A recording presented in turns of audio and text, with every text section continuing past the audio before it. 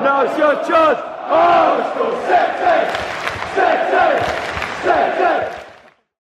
Hello and welcome back to episode 49 of the TNC podcast. We had Angus Gunn out last time, and arguably this is a bigger guest. We are with the man who wakes me up every single morning on my alarm clock. Yeah. Some mornings it's a great thing, some mornings I do switch you straight off. This morning I left you on. Best breakfast show though. You can surely. say whatever you like, 'cause you just called me a bigger guest than Angus Gunn, and we're not talking in physical size, are No, we? we're talking in mental size and influence on the county and Well, that's very kind of you. goalkeeping I think ability. many might dispute that. Well, Isn't it, Conrad? I could just spread myself and nothing would go past me. Hello, boys. Good to How see are you? I'm very well, thank you, and I'm delighted. Well, first of all, I'm delighted that Angus was my warm-up, Yeah. and I'm delighted that after badgering you two for ages to come on this podcast, Yeah. finally, and vodcast, finally I am here. Vodcast? Because what's what I call this, a vodcast, because I Is it watch 'cause you're on the it. vodka now? If only. I watch it, and I also take you guys in my ears when I go on my long walks. And I Yes, listen man. to you. Yeah, I love it. What was the last Right long here. walk you went on with us in your ears? Angus Gunn, Whereabouts was the walk? Overstrand. Overstrand, lovely. Oh. Yeah, I thought it was a good listen. Nice. Yeah, it's a good I listen. like that. I like hearing where people have consumed the content. It's very yeah. enjoyable. I mean, Overstrand is a lovely place. It is a lovely place, and actually, you guys were going on for I think it was an hour. That podcast was. I mean, most We around. always go on. This could probably go on for No, even you- longer. Yeah, no, probably. you, Nick. This might be the marathon. 3 hours. Well, I've got a lot to say. Where should we start? Well, the last game? Oh, hang on. Let me just drop a word in. Investment. Right. Let's go leave that to straight the there. end. Okay, Let's okay, leave the heavy okay. stuff to the end. Okay. Because Okay, fine. let's start light and fluffy. Wes Hoolahan. Fantastic. I was absolutely thrilled with the way that last week was handled. I think the guy has been a legend for our football club. I think he's been a fantastic servant. I first saw Wes Hoolahan play when he was playing for Blackpool. I was up in the northwest, and a friend of mine, Of course you were. just Chilling in Blackpool. I used to love Blackpool. Really? Oh, I used to go. No. I used to go and people watch in Blackpool. Oh, people watch. Honestly, yeah. I was living in Manchester at the time, and there was nothing better than getting on a train on a Saturday and just going and watching people in because Blackpool's like Great Yarmouth with more lights. I was literally about to say that. It's a wonderful place. It's just a magnet for everyone. But I used to go to the ground there. This is before they went to the Premier League, and They had 2 stands. They had two that stands. was it. They had Yeah. 2 stands. I went and saw Norwich there, and they scored from a corner because Yeah. the wind blew it in. You really need to work out. I think managers would look at the weather forecast in the Irish Sea Absolutely. before they actually set up their tactics. But I went to go and see them play, and this one player really caught my eye. It was Wes Hoolahan. So when we signed him for £250,000, I remember thinking, this guy's great. He's so creative, and it took him a bit of time to get going. But there are certain players that fit with certain philosophies. I think a lot of that was to do with Paul Lambert's time at the club, but I think he's been a brilliant servant. And the best thing for me was when, because I was in the Barclay. That ball, when it hit his foot, off his foot on Saturday, was going nowhere near the net. But to get a deflection and a double ricochet off both crossbars and to go off Perfect. both posts and to go in was Perfect. brilliant. And the love for Wes was superb to see. Now I know you are a true Barclay boy, aren't you? Are you a bit of a raucous fan in there? Or are you a... I love it. I love it because I sit around people who should know better. Because there's one guy in front who I know what he does for a job. and he probably knows what you do for He a knows job exactly as well. what I do for a job, and he's a GP, actually, this guy. He knows exactly who he is, because I know he watches this as well. And his behaviour is outrageous in the Barclay. And this is a guy, who's a, Yeah. he's a bastion of society. Yeah. And Superb. he was giving the Leeds fans some... Oh, yeah. But I'm a Barclay boy. I love it. I love the atmosphere. I couldn't sit Good. anywhere else in the ground, because to me it's like a library. Wes Hoolahan, 1 more year, question mark? No. No, not in that camp? Not for me. No, I'm not in that camp. I can understand why people are in that camp. I think that the difficult thing is when you come and see how he influenced the game on Saturday, and the fact that he was on the pitch with Maddison and it worked very well. I can understand why fans would say that. But the guy's 36. I think he's coming to the end of his career. I think probably he can go and sign a contract elsewhere, which will be more than 1 year overseas. And so I think it's right for the club to let him go. And I think, I know we're going to come on to investment later. We talk about a long-term plan. Wes is not in our long-term plan. So what's your instant reaction to the news of Alex Tete might be given a new contract extension? Yeah, well, that's fizzed around quite a lot, hasn't it, over Yeah. the past couple of months. So actually, I have to say, this is a development that's really moved in the last 24 hours, that he might now be getting a... I mean, Paddy Davitt used the hashtag no circus, and we know when Paddy Davitt says no circus, this means business. So we are talking proper business now. Paddy, that's an endorsement. So I think For me personally, I find Tetty one of those frustrating players. There's a couple of times that you watch him and you think, oh, why have you done that? By and large, I think he's a rock. And therefore, with our long-term vision, I should imagine what we're thinking is keep someone like that who has got credibility and who we know can do a job, and look to bring somebody else beneath him. He's going to be a good tutor for whoever comes in next in that role. I'm struggling to understand the Tetty renewal. I think he's a good player, a good squad player. Money. But probably quite expensive. Oh, God, yeah. You've got, for me, Tom Tribal over Tete. Louis Thompson is going to be back next season, Ben arguably Godfrey. over Tete. Ben Godfrey's now coming through. We're starting to play more youth players. That's 3 players that arguably should play ahead of Tete. I suppose I think that's a very good point, Chris. But I suppose the thing is now, Nick, is we saw all of them things from the players saying how much of an influence not only Wes was on the pitch but off the pitch. Yeah. You lose a Wes Hoolahan, you probably lose a Russell Martin in the summer. Where's your leaders? I think- Alex Tette's I think probably the only one. Couple of things to say about that, and I agree with you entirely. Actually, I have to say, when I saw it, I was not jumping up and down for joy, but I wasn't in the camp of, oh, we shouldn't have done that. I think what people don't realise is when you're signing players, if we're going to get rid of Tetty, who would have been on a contract, we probably could have taken his wages down, because we could have arguably said, look, last contract you signed was in the Premier League, we've been down here in the Championship, we're in the Championship against next year, so if you want to play for us, this is what we're offering. There would have been a small agent's fee, and there might have been a small sign-on fee for him. If we're going to go out into the market and we're going to buy somebody who you say is young, who's hungry, if you listen to things like the Football League podcast, they'll give you loads of names of people who are playing in League 2, League 1, who could fill that role. You will be surprised at the fees that these clubs want for these players. On top of that, you'll be surprised by the amount of money those players want. And so I think if you look at the financial package, actually at a boardroom level, it might make more sense to renew Tetty rather than to go for some of these players. Less exciting, I accept. Yeah, it's just going to be a fascinating summer, isn't it? Because I think for me, it's actually more about the players we sell and buy. When you've got the likes of Naismith, Jarvis, Russ, Tete, these are players all on Premier League wages, right? Yeah. So Well, if you don't get rid of them, and by the way, who wants to buy them? With respect, this is the problem. who the hell wants to buy Stephen Naismith? Yeah, and why would Stephen Naismith want to go? So think about happy we days. only budge up at Hearts, who owns Hearts, and you think about the amount of money coming in via the SPL. It is a fraction of the money coming into the Championship. Their buying power is minimal. The gate at Tynecastle, I think, is around the 16,000, 17,000 marks. It's a completely different financial model. A lot more than Ipswich. We've got a lot more. Isn't that fantastic? But God, how depressing is that, by the way?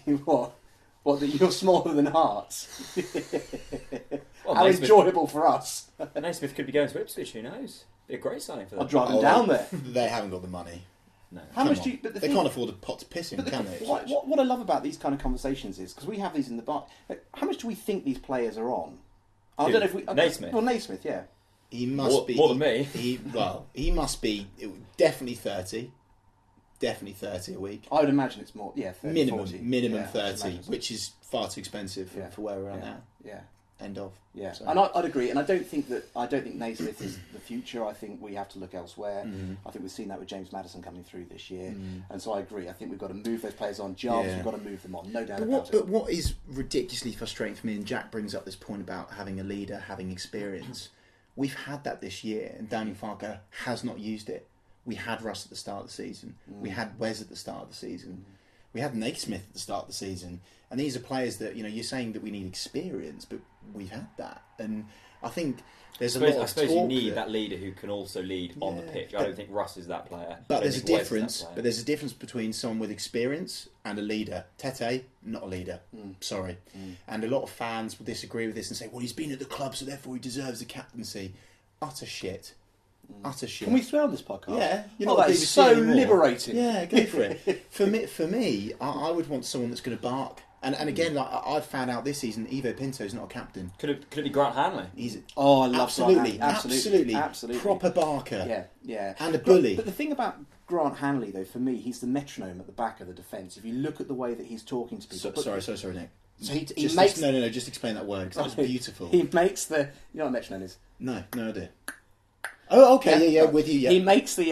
God, that was do you want a beautiful. dictionary, boys, for this? he makes the defence tick. Yeah. And if you just watch him, actually more than closer, Definitely. the way he's communicating with that back line all the time, and the way that he's talking in front of him as well, I think you're absolutely spot on with Hanley. I think he was a great capture. But again, this is a guy, sorry, to to do the history. This is a guy who was coming through at Blackburn. Yeah. He was a great talent. He was coming through when they had a bit of money. Venkies were getting involved. Is this when you were people watching in Blackburn? This is when I was people watching back up in Blackburn. Yeah, no, it's not as good as Blackburn. And then he went up to Newcastle. He would not have come down on small wages either. I can't believe Newcastle sold him. I absolutely cannot believe it. My favourite thing about Hanley is he always looks a second away from murdering someline. Yeah. He constantly looks on the edge, and I love that. And I'm so fine with that. So fine with it. Speaking of Timmy K, did you see the Instagram post and the Twitter post of him? You? Yeah, I mean we'd got on the old offroad bikes. Yeah. Plug, if you want to sponsor the podcast, you can. Have you used an OFO bike? I bet you've had so many complaints. I bet you've had so many complaints about the OFO bikes. We have had a few, yeah, only because they get left on the side of pavements. They are super. I love them. Yeah, I love them. I like the fact they're yellow as well. Well, what other colour could they be? Well, are they yellow in Cambridge as well? Yeah, I suppose they are, because they're also orangey yellow in there. Anyway, Timmy K had a picture with us on the off-road bikes. Did he ask you for a picture? Oh, absolutely, yeah. Oh, yeah, you're the guy from the podcast. Yeah. Before that Wes Hoolahan goal, though, the first 44 minutes, we looked poor, didn't we? And I suppose it was the story of our season. Slow, hadn't had a shot on target until that point. God. I don't think Wes's goal actually counts as a shot on target, does it? But if I said, yes. Well, yeah, but by default. But if I said to you, my frustration, I don't know if you agree with this, watching this, or if you boys agree with this, is that sometimes we look really good until we get into the final third. Then the final third, decision making, and I find myself screaming at them. Yeah. And I find it, and I have to say, I find Josh Murphy so frustrating to watch. But for Josh Murphy, now I feel sorry for this lad. Maybe it's because his brother was transferred out of the club, and it was big when you lose your twin and he's going elsewhere. Yeah. But I think the guy needs to go and see a psychotherapist, and I think he needs to go and see a body language expert.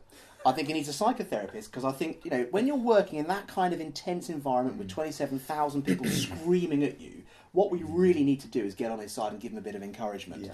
And maybe somebody needs to work with him through his mental decisions in the last point of when he's coming up to the box, that last ball. And secondly, the body language. One thing that really frustrates me about him is that his shoulders drop, he looks hunched, and people are screaming, "Come on, run for it!" And it looks lacklustre. Absolutely. Well, that's why you love Hanley, because you see that boy running all over the pitch. And I can exclusively reveal that the club is working with a psychologist. Yeah. But the players this season have had to actually purchase that service themselves. That's poor. It is poor, definitely, because psychology is got enough money to it. Psychology is a key part. Well, it's a key part of the game, and I totally agree with what you're saying, Nick. I think that, and actually, when we went 1 down to Cardiff at home the game before, game over. Yeah. Shoulders dropped, everyone, even Grant Hanley, gone. To counter that, and I think you're right for 99% though. Josh Murphy's performance in the second half, I think he was woeful in the first half. The second half, he was brilliant. Yes, he was. And we've only seen glimpses of that. Aston Villa away, Aston Villa at home. Maybe once other where Murphy's been unplayable. That second 45 minutes, I thought he was excellent. Villa at home, he was actually brilliant for the second half. Yeah. He was brilliant from that wonderful goal. And I must be on, again, I read the game as much as you can read the game as a fan. But when he cut inside, I absolutely bellowed at the top of my voice, "Don't hit it." He hit it, and it flew into the top corner, and I was the first person jumping up and down calling him a genius. So there's a huge lack of consistency in what I'm saying. Yeah. But I don't think he was brilliant for the first. He's skied most of them this season, so I respect the fact that you said that. Definitely. I do find him frustrating, but I do think we need to work with him. However, it's just one pass. I'm sure you've seen though that they're Leicester, Crystal Palace apparently lining up 11-12 million pounds for him. Whether that's true or not, who knows? Okay. And then there's more rumours, which I don't know if they have. I don't know if he's got credibility about James Maddison £30 million mark, which sounds yes, please. Which sounds fantastic. 30 million, I'll take it. Yes, please, absolutely, absolutely take it. But I think it's not just Josh Murphy. Let's not just pick on him. I think all of the attacking players in the final third. We're only one pass away. I've said it every single away game this season that I've been to. All of the home games. It's just one pass. But I suppose it doesn't help when you've got a striker on the pitch who hasn't scored for 12 games or whatever. Yeah, absolutely. In Oliveira. Yeah. Well, what about? I love Sebeni though. This guy makes me laugh. I just had this feeling that you were going to back him up. Actually, the thing about I'm not backing him up, but the thing about Sebeni. No, Big D on this podcast. Oh, yeah, the thing about the Big D on this. The thing about Big D, and I loved it because we all went and googled his goals in Germany, and none of them were that spectacular, but they were okay. Yeah. The one goal he scored And I think one of you boys said it, but somebody said on the radio on Canary Call, they said, "Oh, he got his goal and it was a great finish." It was a dreadful finish. Was it? Oh, watch it again. It was over his shoulder. No, absolutely. I'm with you. It was an awful finish. He hit it at the He goalkeeper. It was in between the goalkeeper's legs. I have played at Carrow Road, and I have stood on the 6-yard line, and even I have managed to get the ball in the back of the net without hitting the goalkeeper. With respect, he hit it straight in his legs. So you didn't celebrate the goal? Of course I did. I was jumping up and down for joy. With respect, Delia's mum could have scored that. Goal to goal. Goal to goal. No, It is the back of the net. I don't She care could how have it done goes in. Simple chance. So it was a simple chance. So was Wes Hoolahan's goal at the weekend? It was a total and utter fluke, but it was a joyous fluke. But I think with Sabeni, I really, really want this guy to succeed. And what I would say is I think his approach play, I think people are knocking him. I think his approach play isn't bad. He holds up the ball, but then the problem is there's nothing around him. But Jerome did that, and Nelson Oliveira We did shouldn't have sold Jerome. I hate that argument with the burning passion. Oh, Sabeni's alright, he works hard. They all work hard. And actually, Nelson Oliveira works a hell of a lot harder than but the problem, Sabeni. I think he does His work attitude hard. shite, mind. Accepted. Yeah, I think he does work hard. I think you're right. I understand your frustration, but actually, my frustration is more the dugout and the fact that you've got a player there who holds it up, can bring other players in, but then you see him so many times back to goal. He's got the ball at his feet. You've got Josh Murphy coming this way. He's got nothing. Yeah, And is Josh Murphy coming up this way? I don't think he is coming up this way. Well, no, he's not. He's crawling up this way, and we're shouting, "Go faster!" So yeah. My favourite thing about Sabeni is it feels like a comic book. We've kind of bought this guy no one knows about in Germany. He's just living the dream in Norwich. By the way, he does not smile. Another thing is he doesn't smile. No, I've noticed. Honestly, seriously, he doesn't smile. No. If anyone can get a picture of Sabeni smiling, TNC will follow them. Because I'm telling you now. Wow. Is that the best we've got? We'll give them That's a big deal. We'll give them the mug that Nick has drunk. What? Drunk Boys, out by of. the way, but you can have that mug. But what you haven't seen is There were certain things I wanted to buy you as a present. But I thought, I text you what I thought they were going to be, but I don't want to say what it was because it was too rude. So in the end, I decided to buy Heroes. Now I'm not slating Cadbury's because it's a very good brand, but frankly, other brands are available, of course. Indeed, the chocolates are mediocre, and what we need is Heroes. So That's very kind. I respect that. Thank you, Chris Nick. Crack them open. Yeah, let's get them open. What's your favourite in here? These aren't the ones with I just like the plain ones. Or fruit and nut is what I like. I think Fruit and nut. I love Fruit and nut, man. I'm addicted to fruit I'm and all nut. about dark chocolate. Do you know, There's I'll any tell you dark what, my chocolate. wife hides it. Lidl fruit and nut. Really? It's the best. Yeah. Just hear what's good in Lidl. Those fake bounties. I don't like I'd go wild for those fake bounties. Seriously, I'm not having one because my diet. But Fake I'll go and have a bounties. whisper. They're like. go They're wild, like. have a whisper. Have you got a twisted, please? Oh what? A twisted. I've got a lot of interest there. Almost Yeah. as much interest as Grant Hanley is Hall of Fame. There was a comment on our video from the weekend, Chris, and it said, "Thank God this isn't a video of just Chris eating his sandwiches." Well, the reality of the situation is, just to clarify, we're not allowed to film in the ground, guys. So you're going to get more of this. But we did it. Hasn't been taken down just yet. Mario Vrancic. I want to talk to you about him. Improving. I wrote him off 3 months ago. I now Right. think he's the best thing to come to Norfolk. I want to that, After Jack, no, too far. no, But very much improved. the second best thing in Norfolk behind Yarmouth, I think. I think Vrancic actually has had a good end to the season. I agree with you. When I first saw him, I wasn't entirely sure. But I think some of his play, and he wasn't bad at the weekend either, actually. He's brilliant. He's encouraging. He's encouraging. Yeah, absolutely. There are glimmers of hope in the team. There's big glimmers of hope in the team. But the problem is, one thing I would challenge on is this idea, and I do get frustrated that we are building something. Great if we are building something. That's interesting. But it's interesting that you guys haven't mentioned my favourite player yet, Harrison Reed. This guy, I'm sure we will. he is tenacious. Get the dictionary. He is tenacious. that one. He is a go-getter. Yeah. What I love is even when he makes a mistake, he's over there and he's made his mistake. The ball's fizzed across the other side of the park. He's over there.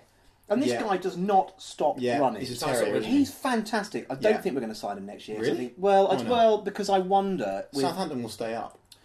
Well, I think after the last result, it's looking more likely. But I feared they would come down, and I actually thought if they come down, they're going to look at him and say he could do a job, and so therefore they'll try and retain his They services. will stay up. But then, if again boardroom talk, someone like Harrison Reed. How much do you think he's going to cost? I've got a clue what it's going to cost, but I reckon he's not going to be cheap if you want to 15 sign him. million, 20 million. He would not be cheap. I think it'd be out of our budget. I was going to say 8. Well, out of our Wages, budget. That's the key. not the initial starting fee, but wages. He'll be Out of our up there. budget. So I'll be sure. delighted if we get him back, but I don't think he's coming back. I think he wants it though. I think I look at he Harrison loves Reed. it here. He You loves talk it about body language, Nick. I think the way he celebrates the goals and Yeah, his connection with the fans, Yeah. the way he's being around the players as well. Yeah. You can just see it in He's his eyes that infectious. he wants it. Yeah. But he wants it, and there are players playing for Norwich City now that just haven't got it in the eyes. Yeah. Haven't got it. I completely agree with you there. Reed's got it. But then the thing about... I think you'll be surprised. And it's tough both to find a of you. lone player who's got that much care for And the other one as well Yeah. is Leitner. You think you'll be surprised about Leitner. Oh, I'm love still Leitner. convinced that we have got an option to sign him. Well, when Leitner first came and pulled on a shirt, I just loved the way he just stroked it around the park. Oh, yeah. And I just... Poetry in motion. It was poetry in motion. That boy plays football like a symphony.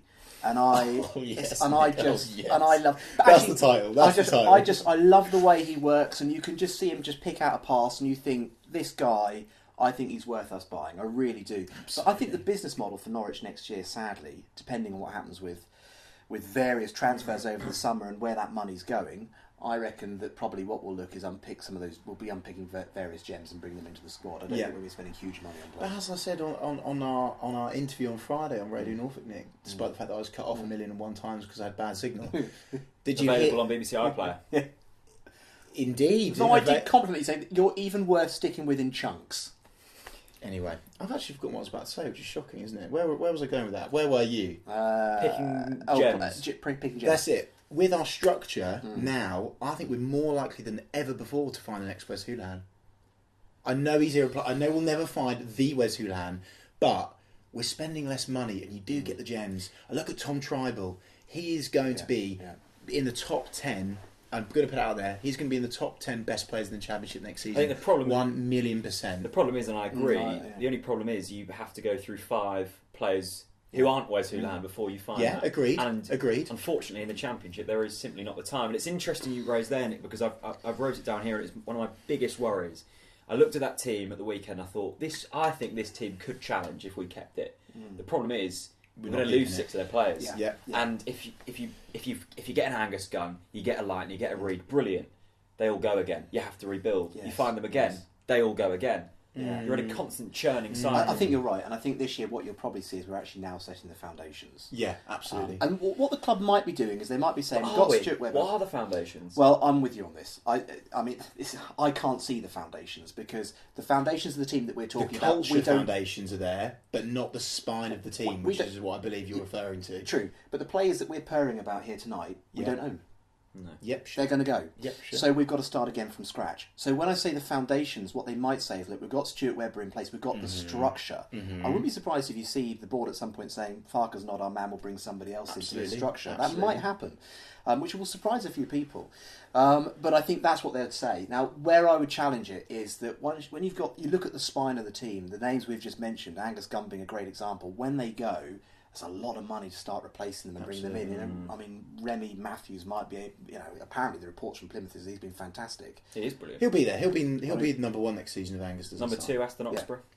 Happy days. Love that. Yeah, I mean, great, Love that. great. But it's tough, isn't it? That's it big. is. It is. It's big. Again, it all depends if we sell these players Yeah. that are there that we don't use, that are just swatting it in America. Yeah. If I asked you guys to sum up how you feel though in one word, like on the back end of this season, what would that one word in life or with Norwich? Well, I mean, in life, I know it's general frustration, but with Norwich. Well, I don't know. We've got you here. It's Yeah. overwhelming excitement. Yeah. Speaking of frustration, But with Norwich this season, what would that word be? I would use the term under par all season. Under par in every department, even at the weekend. Under par. That's 2 words. Do you know what? Don't If care. I said to you, and I have no in with the board at all, so What? you know, Nick, you should have said that. Come on. well, I don't. I mean, it's funny actually because you boys sit here and you often say, I've heard you say this numerous times on this on Talk Norwich City, that you are, or you said, I think you said last week that Angus Gunn was living the dream. Which is true. He is living, as a Norwich City fan, he's living the dream. Absolutely. And there's no lie, of course. In my little mental world, I have envisaged scoring at the Barclay and, with my arms aloft and, the chance of you fat bastard looking down from the crowd. However, actually, I'm probably more a frustrated board member. I sometimes, I don't know, I've got no in with the board, but I just wonder if they're sitting there purring going, actually, that was quite a good season. I mean, we're saying Well, we're we don't know, disappointed, do we? But actually, if you listen to, there was a brilliant interview with Daniel Farker, who I think speaks fantastically well. Calms me down. Too well. Yeah, he calms me. Yeah. Too well. Speaks I'd too well. love him to read an audiobook. Yeah. Would really love that. That's a very good business proposition. See, I really like the way he speaks, and he's great with the media. But one of my things that I've got to be negative about, and my what was it? Hate of the week that we used to have. That's coming up in a bit. Okay, well I'm going in now. My hate okay. of the week was when Daniel Farker said he was blessed to have Wes Hoolahan, to coach Wes Hoolahan. That's tosh. That's media talk. Of course it is. If he was that blessed, he would have played more this season. And I'm pleased Wes said at his conference he was frustrated. I mean, my favourite thing about Daniel Farker is rather than saying in certain areas, Why has he not been on the bench? He says in certain topics, which always makes me laugh as I'm swinging around the NDR after a game. But I think for me, the thing about, I think you're right. Sometimes I want someone who's going to galvanise the squad, and I just wonder. I love Neil Warnock. I don't care what you boys say. I remember you saying. I love Neil Warnock. You want to Google it after you've watched this. For goodness sake, don't stop this stream too early. What, Neil Warnock transfer window? Don't Google that. No, Neil Warnock. I wouldn't even Google Neil Warnock. I don't know what you'd get up. Google, yeah. Literally. No, just don't Google Colin. If you Google Neil Warnock and Team Talk, you will see that man go crazy. It's such a good point you brought up, because one of the there's two things with Daniel Farker that I'm not a fan of so far. I hope he proves me wrong. So do I. I question his leadership, and I question his substitution times. I do. And I don't say that for every manager, I promise. But the leadership, when you're 1-0 down, get up off your arse, get on that byline and scream at them. And that is what frustrates me. Okay. That's arguably why Russ left, is if the team are 1-0 down at half time, he's kicking the trolley over. Daniel Farker's too calm. Okay, well, that's interesting, because I'm a big fan of Tony Pulis and I'm a big fan of Sam Allardyce. Tony Pulis, Nick, I can what see is your going love for managers. There's a pattern there. Yeah, there is. Yeah, there's a big difference though. You guys are talking about you want symphonic football. You want. Do you also love Mick McCarthy? No, I don't. I do love Mick McCarthy. Yeah, I do love Mick McCarthy. I like him actually. I'm seeing it. Yeah, I do like Mick McCarthy. I'm seeing it from a slightly different perspective. I want somebody who's going to get results. Actually, I can deal with what I think is slightly ugly football if I can see the direction that we're going in. Yeah, I think what I've struggled with this year is I don't quite get it, and we're not going in the right direction a lot of the time. I fear that Norwich City as a business proposition probably isn't quite as ambitious as our fans would like it to be.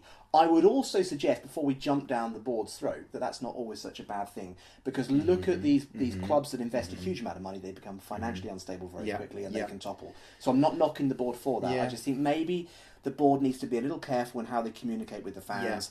And there's a great Sky interview with Daniel Farker when he said, finishing between, I think he said finishing between 5th and 20-something, we didn't know where we were going to finish. Yeah. Well, the consistent message via local media had always been, this is a team that should be challenging up there. Yeah. Actually, the reality might be, we don't know where we're going to finish. And I think the structure of the club, we're concentrating on the team. Actually, I think the structure of the club at a higher level is really interesting. And the various players that are in the boardroom, who may or may not be football people really at heart, even though I don't question their love for that club. There's a lot of clubs that I have seen that have really driven on, and actually at the heart of it is a cold, hard football brain. David McNally's a very good example of that. Okay, so we are introducing the first ever segment of the Nick Conrad special on this podcast. I think that should almost be a sung jingle.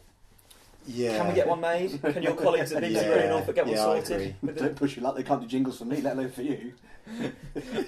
Anyway, listening to your Richard show would be this morning. Sorry, Richard. Hopefully he turned off after 15 minutes. I'm sure he did. Anyway, listening to your show this morning, you come on. My alarm goes off at 7 o'clock. 100,000 people in Norfolk could have high blood pressure and not know about it. Yeah, shocking, isn't it? Yeah. So yeah, because they're watching Norwich City. Watching, What are the best callers? Well, there's 27,000 of us with high blood pressure every single Saturday. So the question is, what raises your blood pressure at Carrow Road? I'm going to go over old ground, so I'm just going to say it very quickly. It is, at the moment, it's Josh Murphy.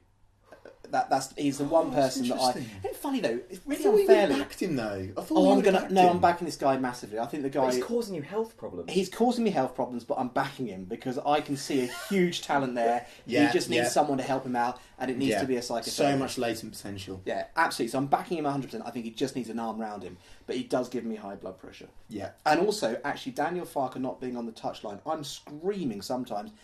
get on. He comes out. It's like a mouse coming out of a hole. Up he comes. He comes out and he shouts something. He goes and sits down. Don't sit down again. Stand on. You're right. And if you watch Aitor Karanka, if you watch Tony Pulis, if you watch Neil Warnock, I'm thinking that the managers that have been there recently. Neil Harris, good example. They are barking at their team on the touchline. That's what we want to see. You know what my favourite thing is about you, Nick? Your accent is beautiful. And then you say Tony Pulis and you go all Norfolk. Tony Pulis. Tony Pulis. Tony Pulis. Is there Tony Potholes on the country road? Tony Pulis. What raises your blood pressure at Carrow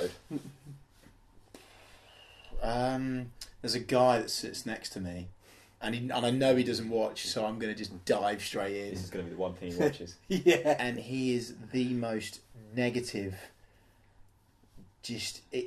I remember him saying, like, I think Daniel Farke had made a substitution, or I don't know, we'd kicked a shot over the goal or something, and he turned around and he said, "It's Delia taking off the top layer. It's Delia taking off the top layer. That's the problem." And I'm thinking to myself, you are an absolute buffoon. Everything is Delia's fault. Please, can we just confirm right now? The stuff that goes on the pitch is not Delia's fault. Delia, club culture, very, very accountable. Daniel Farke is the man that makes the difference on the pitch. So point your anger at Daniel Farke. Don't start. That's the difference between us two, though. I love it. I love the analysis that comes from the crowd because you've got 27,000 managers. Oh no, I love it, but I think he's an absolute buffoon. I'll be careful what I say because I don't want to offend people that sit around me because they do make me laugh. But there's a bloke who sits behind. I should be careful what I say. But the bloke who sits behind, and he's like Chris Gorham. He's just talking through the whole game. Commentary. There's a commentary through the whole game. Really fantastic. And it's brilliant. And he says there are such witticisms and moments of absolute clarity. Like the other day, he said, "That's like watching Barcelona, but they're not Barcelona." And you want to say, what does that even mean? And then the other time, I like that. and then I mean, there was one person the other day. He said, "You know what?" He tapped me on the shoulder. He said, "You know what would sort it out?" And I went, "What?" And he went, and all he did, he went, "Well." What do you mean, well? I'm waiting for the end of the sentence. And all he came out with as well. I have to say, I love it though. And there's a guy Maybe he's trying to impress you, Nick. Oh, there's a fantastic guy two rows up from me. And all he says is where I used to sit. And all he used to say was, "Come on, City.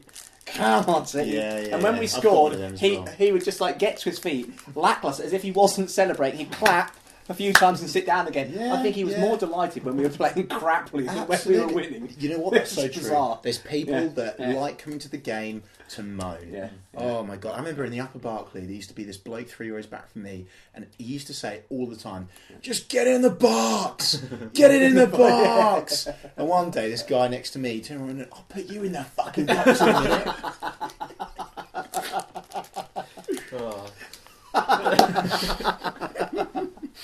I love the level of very constructive aggression at the ground. It's very, very therapeutic. The thing that really raises my blood pressure, and it was really high at the weekend, the lack of cashiers serving sausage rolls at half time. That's shocking.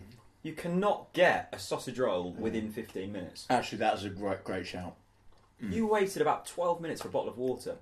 What happens if you're severely dehydrated? The food in general needs improving, doesn't it? I think the sausage rolls are good. One thing I have noticed, though, actually, I've got quite good at this, is when to go to the toilet. Because I used to always have this trouble as you make your way across the concourse at the Barclay, where I sit, to go to the toilet, and the urinals are all full. And are you a man that walks to the second bit of the urinal, or do you go straight in on the first? I go straight in. Oh, no, I'm not going to mess around. I go straight interest. in. I go straight in. And are you the kind of guy at the urinal that barges in, and when there's not space, or do you wait for the appropriate space? Well, I like to give myself adequate room. But I'm not getting my elbows involved. But Speaking of Big D, it's brilliant. And do you know what? I'm going to say this is an appeal to the club directly. Actually, if you are watching, for I believe you are, please bring back that goddamn awful "we're all going to Florida Keys" at half time, because I always knew when the last person had kicked the ball, that was my cue to go to the toilet. Oh, the Tampa Bay... The Tampa Bay thing, yeah. Bring it back. You're the first person I've heard to back it. Oh, it's dreadful. I'm backing it only because I knew that when the last person was limbering up to hit that ball, I'm off. Why don't they just do an announcement for you, Nick? But that would be better. It's chime. On the third chime, Mr. Conrad, please go to the bog. Yeah. Come on, move us on, Jack. It's Twitter questions time. Great, perfect. Sorry, I was just in awe of that conversation. Right, let's go to the Twitter questions. Have a sip of tea, have a sip of water, lubricate them vocal cords, because this is often the best part of the show. Yeah. This is where we let our Twitter fans loose.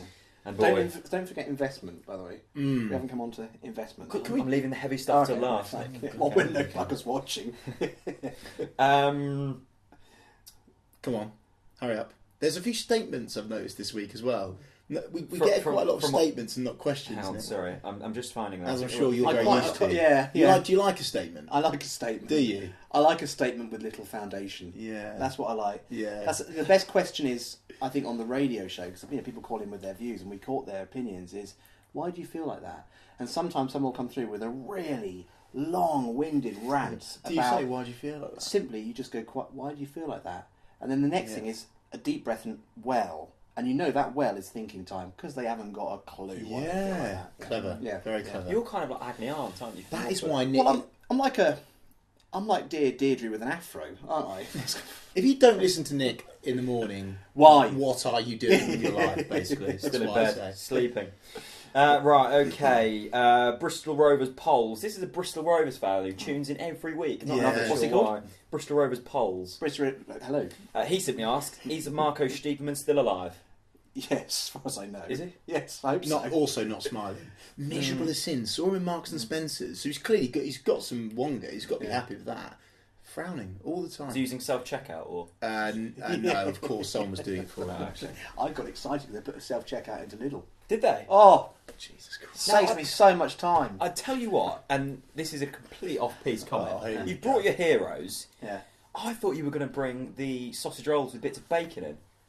Oh no, I should have brought them. No. Waitrose? I was in Waitrose actually. I did get them in Waitrose. I put you in the Waitrose box. Well, no, it's not that. I'm just trying to lose weight, and they do this fantastic coconut sticky rice. So I had to. Do you know? I'll be honest. I took a detour of 15 miles to go past the North Walsham Waitrose. I did. And when I went in there, I thought I'm gonna get you not guys. Not Tesco's at Stalin, though. I thought I'm gonna get you an average box of chocolates. They don't do average box of chocolates. So you just didn't get anything. Well, that was average enough. Yeah, that was average. It's all about Tesco's at Stalin. Sorry. Yeah, they're nice in there actually. Yeah, they are. Right, Willamot's. Now Willamot's, we have to clap Willamot's. Oh yeah, we clap. So we'll clap up Willamot's. He always changes his header because this is the daily life of a contract groundsman. Come rain or sun, weeds will always outgrow grass. Fantastic. Look at that. And he sponsors the podcast now as well. But good lad. How much are you paying you? Not enough. I mean, not enough with the amount of money. Well, actually, this is the wrong person to show this to because I love my turf. I do. I do love my turf. And actually, I saw the guy the other day. He was in Tesco's. He's a big fan, and he's meddler. Fan of what? Fan of Norwich City, so he probably does watch this. And he said he came up to me.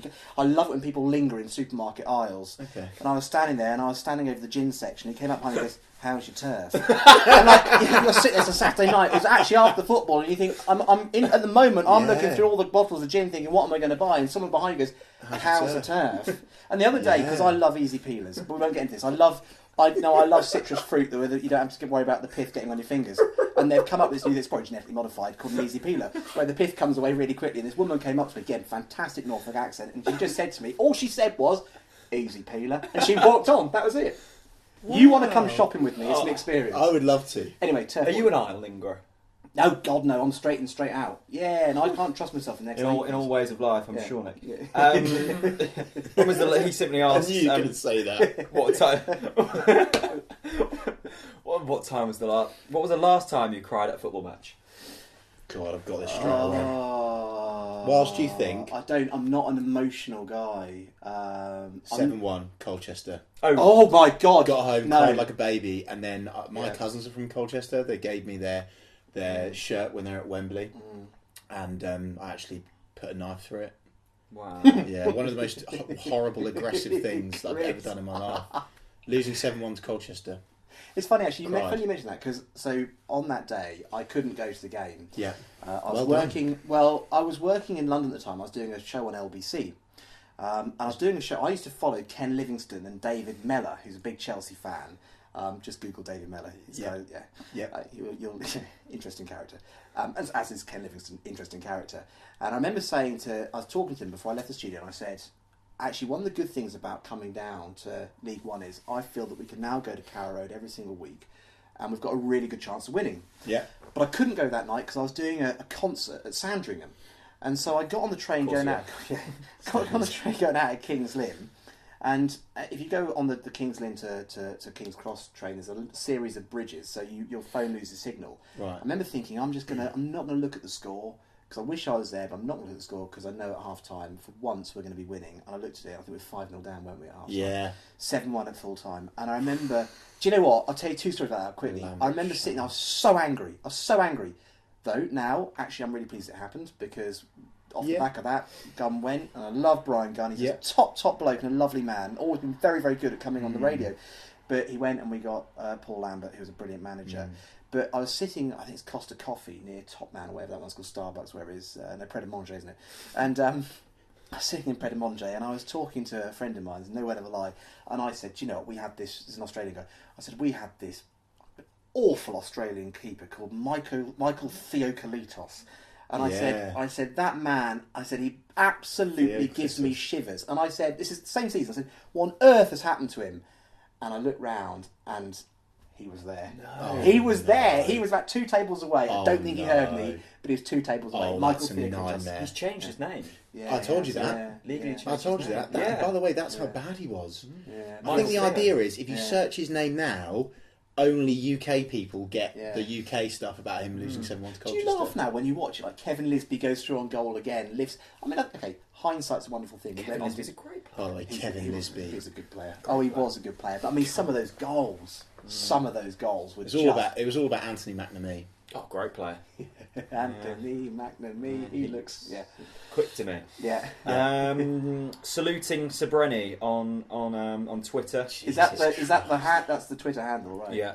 Saluting Sabreni with the bio simply Big D. Do you think the likes of Cantwell, Godfrey, and other players who've done well on loan this season will make it into the team? Yes, I do. I think that one of the things that with necessity, which is where we're at the moment, we need to bring young blood through and youth through. It's a cheaper way of running a football club. And actually, I think if you look at them on loan, it's quite exciting, especially Godfrey. Yeah, he has been a mainstay in that team, and that team's done very well. Actually, have a look at their manager as well, because this is the guy back when he was at Grimsby. I thought he was he's a great manager, and we should be looking now. This is Paul Hurst, right? We should be looking now at some of the names coming through. So Paul Hurst is at Shrewsbury at the moment.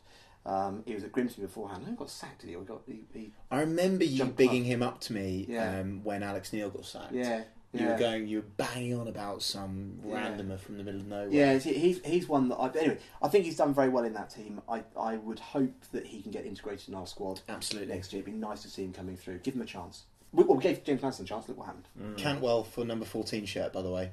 Legacy. Wow. Okay. Yeah. Really? Yeah. Wow. Just got Fortuna Sittard promoted. I think it will really, or too much pressure. Don't know. Just quite like the story behind it, giving it to Cantwell. I love the fact that you too soon. No, I think it's great. You guys are optimistic about. I think it's really good. We're optimistic about our young players coming through. That's a really good thing. That's a really good thing. Because they just enjoy. They look like they're enjoying it. James Maddison enjoys playing football and is evident in his play. Really articulate as well. Clever lad. Great, really good speaker. I think he'll go on and have a fantastic career. Don't compliment James Maddison too much on this podcast because you get slated for that, Nick. Oh, really? You're not allowed to compliment James Is this one of these fantastic... Because, by the way, I've got a lot on, so I may not have time to read through all the comments underneath, but I'm going to love it if they're all saying, hey, who's that? An idiot. What's he talking about? Because that makes me laugh, because my friends say, have you seen it? And I think these angry people, why do that? Why sit there on Facebook and... It's because they're just miserable about their own lives. That's amazing, isn't it? But it's quite entertaining, so slate away. Carl Layton, the King of Great Yarmouth, simply says Matt Jarvis got to go. Not a question. Yeah, quite a statement. Fine, right. Carl. By the way, doing work on TalkSport now, isn't he? What, Matt Jarvis? Yeah. What? Yeah, I've not heard him on TalkSport. He's doing work on TalkSport. Yeah. He's clearly ready to hang up his boots then. Yeah. What's been your favourite memory of this season? That comes from Norwich City Central. Well, actually, funny enough, the easy opt out there is to say that Wes Hoolahan's a departure, but I think that's probably what's been my favourite moment of the season. I'm sorry, I don't really. There's nothing that's sticking easily in my mind about favourite moment of this season. I have to say, in the second half of the season, the games that I have enjoyed, Reading, the first half I enjoyed. I don't know. Okay. Ipswich away. James Maddison strike. Yeah, I wasn't there. Thank you very much. Yeah, I wasn't there. Yeah. Oh no! I'll tell you what. No, the best memory for me this season actually has to be the 1-1 draw against Ipswich. Oh, because, actually, that come was on! I mean, that was fantastic. That is my favourite memory. Timmy K. To think that moment, I hate derby games. I really don't like them. I find them very stressful. And And I don't know what it is about playing Ipswich. It's not an experience that I enjoy, and I think Yeah. probably you two are the same. When you're so invested in a football, No, I club, hate it. Jack loves it. It's horrible. I'm saying to Jack at Ipswich Way, I'm actually feeling sick. Can I say something about? I mean, one thing about that there's a couple of younger fans that I know who love it.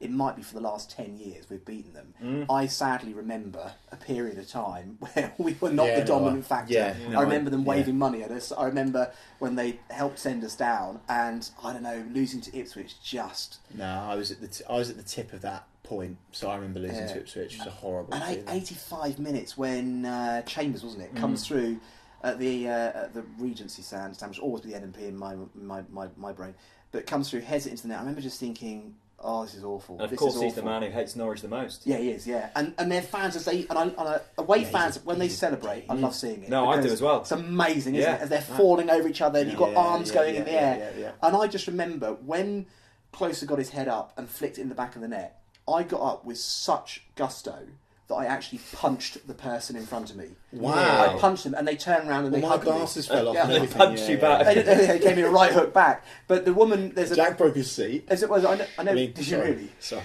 Someone else broke his seat. Actually, in fairness, I think there was a stampede of 3 or 4 people behind us that just wanted to But go it was repaired by forward. the following week, so... Happy days. You know, it reminded me of it. Reminded me of that. And the best game ever saw. And I took my wife, who's not a football fan, to the Derby game. Oh. Simeon Jackson style. I mean, it's cliche, I know, because we all say we love No, it. But that no, moment where we're all dancing down the ridiculous. I mean, it was. Ridiculous. And I remember going. And I honestly, I floated back home. Yeah. I floated I know floated that back feeling. to my car. I've missed it, and I used to have it. I've not had it for 2 or 3 seasons now, but I know what you mean. Yeah, I remember it was a beautifully hot day as well. It was. We had a barbecue in the garden afterwards. Did you? Yeah, we did. I remember. That was some of the most succulent steak you've ever Fantastic. tasted. Twitter questions before we get on to sausages. You're really regretting inviting me now, aren't you? Sorry, some of these questions are just very long. Do you think Maddison is worth the apparent £30 million price tag, and do you think a Prem club would take a risk spending that much money on a potential one-season wonder? I'm not saying he is one, I just think it's highly likely. Please great question. I think £30 million, I would say we should hold out for 25. I've been slightly disappointed in the past with Norwich dealing too soon. I think he's slightly different than Pritchard, and as much as Pritchard is older, I think he's more in the Jacob Murphy camp, though he's more talented. So I think with the market at the moment, around £25 million, 22, 25 sounds about right. 30 I'd be surprised at. It depends who we do a deal with. If it's Manchester City, I can't see him walking into that team. I can see him walking into... Or Liverpool, can't see that happening. Or Tottenham. No, not Tottenham either. I can see him going for a Leicester. But do we want him to walk into a team? Because if we sell him to a Spurs, could loan him back. Could loan back. So I think if you look at the deal, and I would say if you sell him to someone like Man City, this is why you've got to construct the narrative of the deal in advance. And I think that some of the very clever clubs, what they're doing is they are benching out how things happen. So they're saying if you accept a bid from Manchester City, do not be surprised, do your homework in advance. Man City come in, Tottenham come in, who do we actually want? And that's the time to say, look, you've got a decent young keeper, that's who we're going to bring in. Okay, yeah, sure. So I think you've really got to make this that. work for you. I think that's the one thing, let's not be naive, this is a guy who's going to be a prize asset, so who do we think's got the money? What are we going to deal at? Who in the squad? How can we potentially make it work for Norwich City? They're the questions that we need to be asking. Yeah, and the other thing is, which is worth considering, is I think we'd do better selling him in January, because then he's officially not a one-season wonder, because I know full well that he'll smash it next season at Norwich. Yeah. Sell him in January and get more money, because it always inflates in January. But of course the second thing is, everyone is, ever since the Hoolahan's hung up his boots, everyone now thinks that we're definitely gonna sell Maddison and we're definitely gonna sell Tete. Why? Well, yeah. What's to say that James Maddison is enjoying his football? He's getting played every week. He's getting paid proper money now. He's on a decent contract, a proper contract. Yeah. Why would he go? Did you not feel, though, that the fact they pulled him off in the 88th minute and the fact he lingered on the pitch and applauded all sides of it? No, I don't. You would love a story like that. And Rob Butler said that as well. I instantly thought he's off. Rob is a great friend of mine, but that pissed me off. Yeah. Because he stirred it really badly there. Totally unnecessary. And I'd say it to his face as well. It's almost like these guys are paid to stir it. Exactly. I love Rob, and I think as much, and I love you. Don't read too much into body language after the game. I mean, come on. But Chris, do you know that was my instant reaction? I thought as he walked off, I thought he's going. The lad's going. And because do you remember when Paul Lambert came out and he said in that Scottish accent, he said, What did he say? He said something like, no, goodbye and good luck. And we all sat there and we went, oh, he's off. And I don't know, I just thought... But that was an announcement to the crowd. That was different. Madison was too focused on Wes Hoolahan than himself for him to leave. Okay, ask yourself this. Are we going to get a bid around £22 million for James Madison this summer? Is that board that has historically dealt very low going to say no? No. All you need to know. It's all about how we reinvest it as well. Yeah. Absolutely, we have targets. Absolutely. Tom Cash, who's a long-term fan of the podcast, and he's also followed by Willamot, so he is living the dream. And Talk Norwich City as well, of course. Yeah, of course. Now this question's got 3 favourites, so this is clearly a good one. What is unacceptable for next season with another summer of lots of exits and Farker are now one season and a mid-table championship manager? What next year would you describe as unacceptable? As in my eyes, I can easily see us fighting a relegation battle with our budget and exit of key players. Cashy's so sceptical, isn't he? Yeah, but we love him. I like this guy. I think he's right. What is and what isn't acceptable is interesting. I actually think that from the perspective of longevity of Norwich City Football Club, what is acceptable is staying in the Championship. I think from the perspective of the fans who want to be entertained, and I don't think we have been entertained this year, we want to be challenging up and around the playoffs. That's where we see ourselves as a football club. We've got no divine right to be there, but that's where I think the fans want us. I think the fans would accept a run at the playoffs. Even if maybe we finish just outside, we want to feel at this time of the season that we've got a shout and we're competing. Absolutely. I think that what you need to be really careful of next year is there are 3 big beasties coming down. Do not underestimate Stoke, Southampton and West Brom. Well, 3 very established Premier League teams. Yeah. Southampton aren't going down there, let's clarify that. And even if it's a Swansea, Norwich can beat West Brom. Swansea. Norwich, don't buy it. Norwich will beat West Brom. One of them will struggle, no doubt. Well, they'll absolutely. struggle. And Norwich always beat West Brom. But I just feel the quality of the Championship is increasing. And I just feel that... But then one thing is... But we beat Aston Villa at home. Yeah. And we look good. Yeah, and we competed against Cardiff, who were up there. But I just look at this league, Nick, and think, it's so average. Oh, yeah. There's been one team this season I've been impressed with. Yeah. Really? That's it. Well, I think it's harder than ever to get out of the Championship. I think it's harder than ever, but I still think every team in it is monumentally average. Apart from I think Leeds were monumentally average, actually. Have you genuinely seen a team come to Carrow Road this season where you've been like, wow, except for Wolves? No. And the season before it was only Huddersfield. And the season before it was only Huddersfield. And they got spanked a lot of times that season. Exactly. Yeah. No, I agree with you there. I can see where you're coming from. But yeah, so just to address that question frankly, I would say we need to be up there. We need to be in the mix. That's what I think would be seen as being minimum acceptable. Yeah, absolute minimum. We need to be competing. I think it'll be fascinating to see. I mean, look, we've got to hit the ground running next season. There's no excuses. I'm going to bark about no excuses in the EDP at the weekend. No excuses. Sell the players, sign the players. You've got the tactics. You've settled in. They've learned the language. You are on record as saying in the EDP that you're going to wait until the middle of the season to judge Daniel Farker. I think that's a really sensible thing that you wrote in the article, and I agree with you entirely. And I said, and I've been barked at by a lot of the TNC fans. God bless them, love them all. And I said I've got a Christmas deadline in place. And if Daniel Farker continues his losing run at Christmas time, I'd sack him. And he didn't. He turned it around. He won games, and he had a little kind of vein of form right at the right time. Now, if we don't hit the ground running next season, say we're 5-6 games in and we've only won say 2 or 3, I think you'll see the fans again start turning. God forbid, I want him to do well, and I think it will work out. I do, but I just hope that the fans give him enough patience. But look, if we're not in the playoffs mid-season, bullshit, no excuse, absolutely no excuse.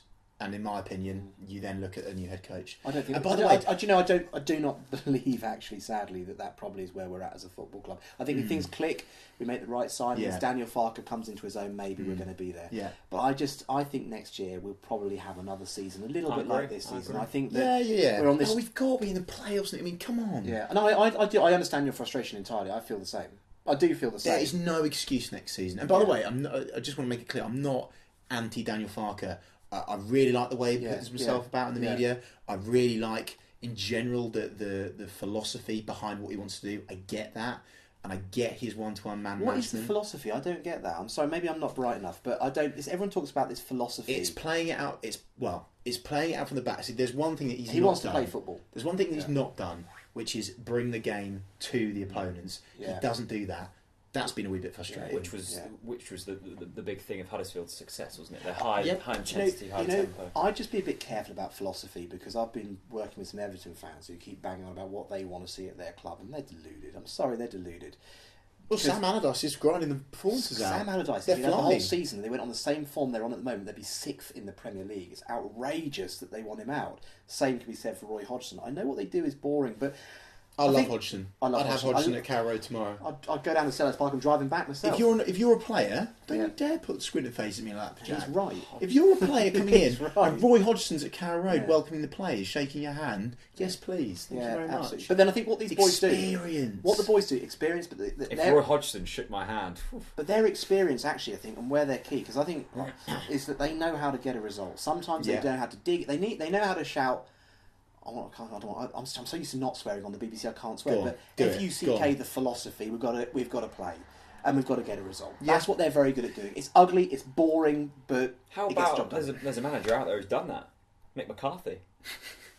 I'm not knocking Mick. You know what? It's a valuable point. Mick. It's a valuable point about, I'll say it, fuck the philosophy, because I always lose Jack's ad revenue by swearing. Nigel Worthington, Norwich City's Nigel Worthington's Norwich City. One of the most successful campaigns we've had. I believe that we got the most points in the league for a few years. Yeah. And the first thing we did every single time at kick-off is we booted the ball into the corner of the snake pit. Every game. Now, that's not shit football, but we had Huckabee, we had Crouchy, we had Craig Fleming and Malky Mackay with a spine. But we did play ugly sometimes. We had players that were willing to buff them, and we don't buff. I love Daryl Murphy. I know Ipswich love him. Oh, Christ, I love Daryl Murphy. Really? Because what would be hilarious is getting Daryl Murphy. Now that I'd enjoy that. But actually, he's an ugly player. In as much as all he cares about is sticking, and he does it very well. He will shoulder barge, he'll elbow, he'll get that ball in the back of the head. Fine. And if you have something finesse alongside him, great. But I think there's a lot. Sorry, interrupt you. I just think the last manager we had, which does exactly what you're saying, Chris Hughton. Everyone wanted him out. Ugly Too boring. football? Yeah. No, just boring football, not ugly football. Well, he ground out results, took us to a highest Premier League. No. Everyone wanted him out. No, we're getting into the meat and bones of this now. We're getting into some deep psychological stuff here. Because the thing about Chrissy Hughton, I love Chrissy Hughton. All right? No, I love Chrissy Hughton. You like him as a person? Yeah. What he's done at Brighton's brilliant. But what I think we have to remember as Norwich City fans, I'm saying this directly to you, boys, is this is a game of skill, but it's also a gamble. And what I would have said to the board at that point is, because this whole thing about should a manager go, actually the bigger question is who are we going to get in. So there was a point with Chrissy Hughton where we could have probably dealt for Pulis. Which I was screaming that's what we should have done. Yeah, you love Pulis. I love the man. But I think the thing about Chris Hughton is we got to a point where we said, on the balance of where we're at the moment, the likelihood of us staying in the Premier League is probably not particularly high. That's why we should have gambled. But we should have gambled sooner. I don't knock his philosophy. I don't knock the way he actually plays the game. But I think So you enjoyed watching Chris Hughton football? No, I didn't enjoy it. But I believe so. You're not knocking the philosophy, but you didn't enjoy the. I didn't enjoy it. And if you look at the, you are knocking the philosophy. No, I'm not. Because if you look at the first season, he had 10 games which saved us in the Premier League for the first. Amazing. Before Christmas. 10 unbeaten games in the Premier League, including that fantastic one. But it was the right time for him to go. That when he went was the right time. No, wrong. It was the wrong time for him to go. He should have gone 3 months sooner. He should have gone 3 months sooner. Okay. Because the point is that if we were sitting there and we were in the boardroom and we said, look, boys, it's a gamble. This is a gamble. Do we think this man, with the way we're going at the moment, the way the squad's playing, multiple factors, not knocking him, not knocking his philosophy, it's worked elsewhere, where my head's absolutely just, I went to meltdown, was Neil Adams. Because a lot of people said, "Oh, this guy's done really well." Shouldn't be given the job again. Should not be same as Gunny. Shouldn't exactly. Same as Gunny. And when everyone went, we won 4-0 against Barnsley. Remember under Gunny, first game in charge, won 4-0. And I remember coming out the ground and people were jumping up and down, going, "He's the future. He's the Messiah." Brian Gunn. Exactly. And I remember thinking, "Oh, you people." But you went to Waitrose. And I just went to Waitrose, and I went to the gin aisle. I just hope people don't. I hope people have not begrudged Brian, because if you're a club legend, of course you're going to take. Yeah, but of course you're going to take the job. So I've got a story about Chris Hughton very briefly, which I know was the reason why he should have gone, which Russ leaked to me. Sorry, Russ. He said to me, one of the last things that Chris Hughton said when they walked out the dressing room wasn't, "Come on, lads, let's do this. Come on." It was, "If we concede, oof, what? No. What are you doing? No. Yeah. If we concede, we're not going to concede. Yeah. What are you playing at? Yeah. For me, Yeah. bye-bye. Yeah. I think it's nice to get behind a philosophy, behind a project. Yeah, but Maybe Nick's right. me. There's no identity to the current philosophy. Yeah. Philosophies are great when they're working. There isn't. I think there is. Investment. We've saved the best till last. Jeez, here we go. This could get deep. Should we just This leave? could Should we get just long. should we just do a piece to Cam, Nick and the camera? Well, I think one thing I'd say about investments. A lot of people say we need investment in the football club, and there's no doubt about it. We do. Yeah. But I think there's a long-term. There needs to be a long-term plan. Yeah.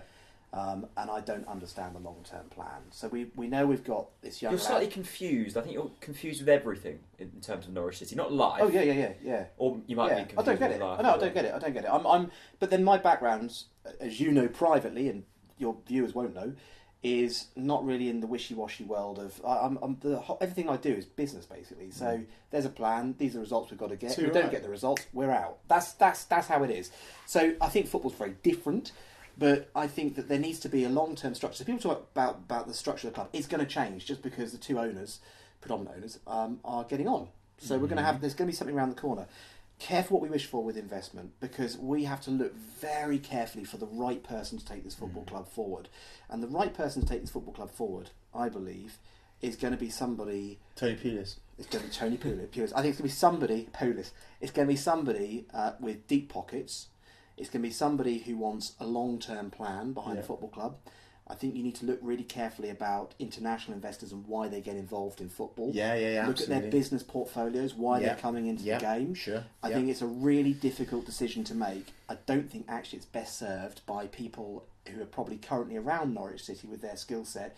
These people who go and find these investors work at a top level of international investment. Yeah. They know people, they know hedge fund managers, they know people who are involved, and they've got fingers in various pies. And what they say is, listen, you've got a lot of interest over in Asia at the moment. You want something that's going to give you more credibility because you're going into this market. Do you fancy a football club? They'll say, do you know what, I'll have a run on a football club because actually it works this way and that way, and this is going to be my long-term plan. It's a big old gamble. Yeah. And they've done fantastically for our football club. I'm not knocking. If you said to me back at that Colchester game, they are great. But we'd be now having this conversation about this entitlement almost to be knocking on the door of the Premier League. I'd have bitten your hand off and I'd said, Delia and Michael, thank you. So I'm not knocking them. I think just now, because of age and because of where we're at as a club, those next steps need to come. And I think there needs to be more youth maybe in the boardroom and a little bit more long-term vision. You We love a mentioned bit of Nephew Tom. We love a bit of Nephew Tom. Well, I think it's great. If he's I'm sure if he's got the philosophy to take it forward and he's got the inclination and the will and the drive, but here's my warning, he will need help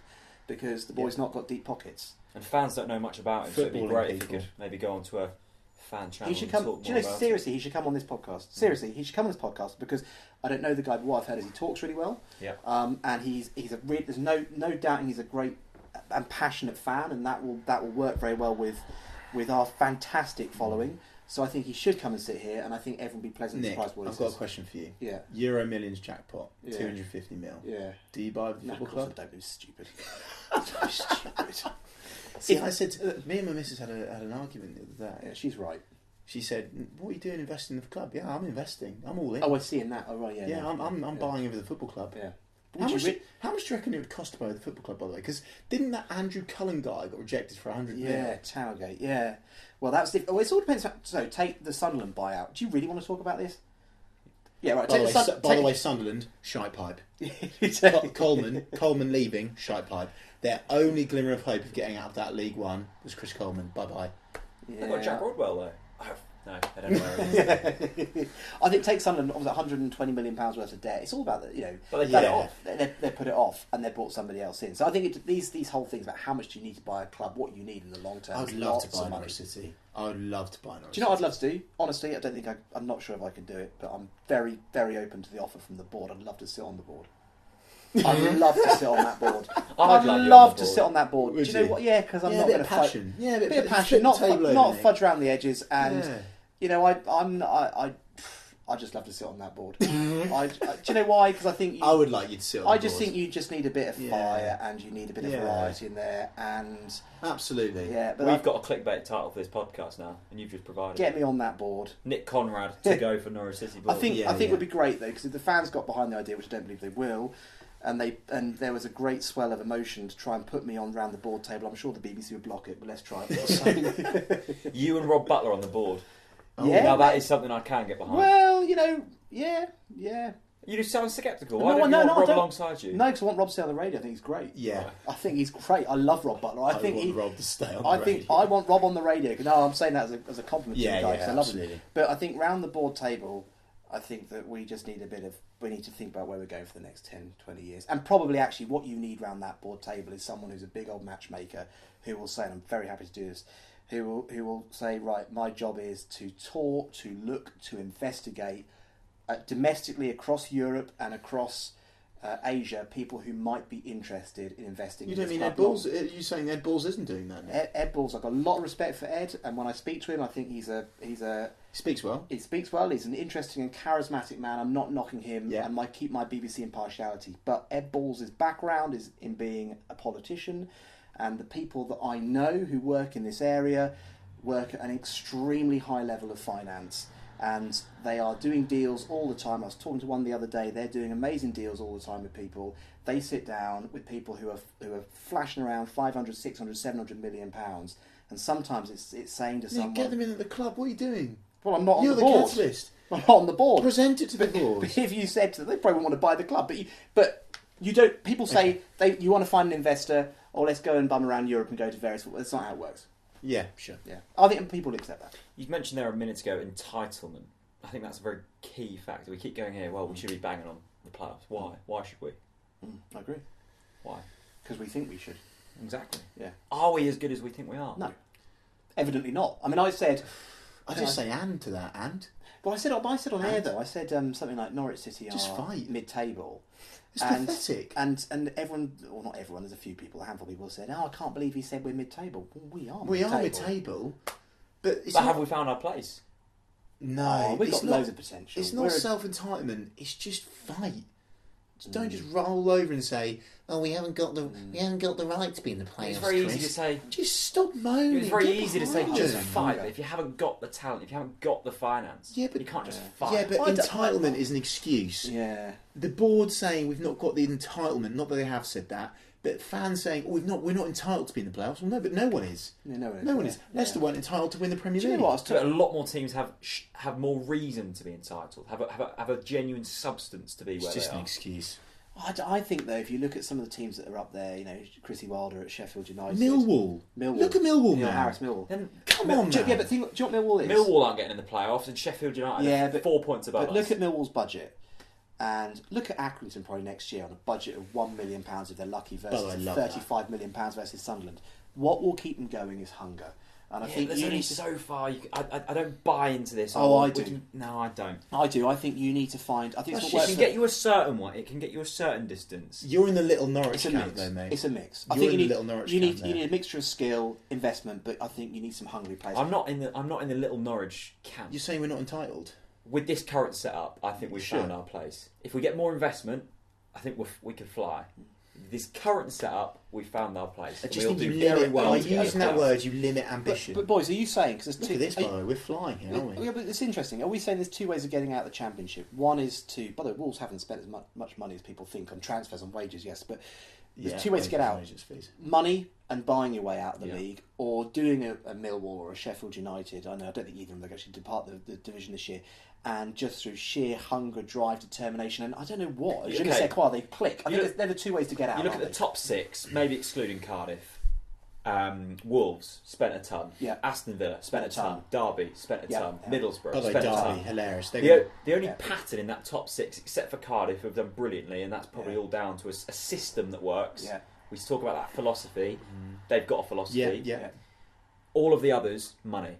Yeah. Yeah, Sure. I don't. I I think it's can't the only- disagree. Yeah. Sure. You talk about Millwall, Yeah. they're not getting in the Yeah, playoffs. I respect They've done well. that. Sheffield United, they're not getting in the playoffs. I respect that. Preston, not getting in the playoffs. Yeah. But they're in and around it.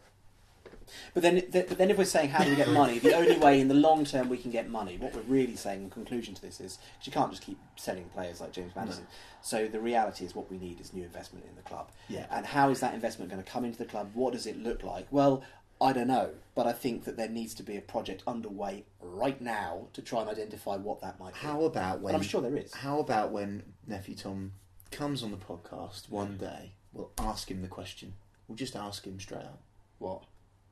Investment. We'll just say investment. Just let him talk. And then walk out. Yeah, just walk Investment. out, yeah. See you later, Tom. Well, it's interesting. You should ask his term. I don't know, guys. I'm not knocking him, but the reality is that I don't think he has deep pockets. I don't think he's a multi-millionaire in his own right. And actually, do you know, if you look at He's Dean got Smith, Norwich in his blood, and I oh, love it's great. that. That's and great. That's so important. Of course it is. Yeah, of course it Him is. sitting alongside someone very rich and wealthy, good combo. Yeah. You. Yeah. Well, no. Well, I ain't got any money, but I think it's got. Come on, Nick, it's you got. you invested in these heroes. Yeah. Come on. That's the value of the squad.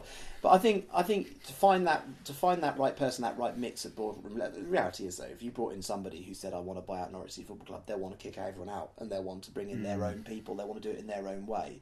But I think the problem in Norwich is you talk about little old Norwich. Maybe little old Norwich in a certain way because we don't think about how we are moving forward. And I think this is not for tonight. But people looking and investing in the club, they might say things like, all right, Carrow Road, that looks like a great site for development. And the NDR, let's do a tie-up deal You with... love the NDR. Oh, I love it. Yeah. It's because you've been yeah, banging yeah. on about it for about Tie-up 4 years. Tie-up deal with an arena, a hotel, a retail park.